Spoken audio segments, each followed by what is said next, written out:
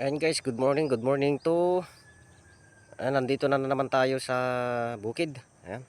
Hindi labas natin yung yung mga baka. Ayan. Tsaka alam nyo guys, at yung natin dito, yung anong tawag na ito?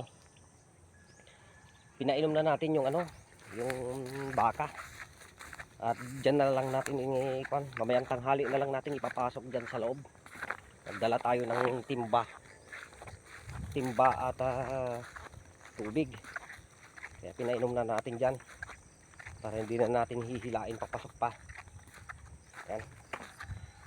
Ayan lang guys, at magandang umaga ulit. At meron na naman tayong bagong video. Ayan.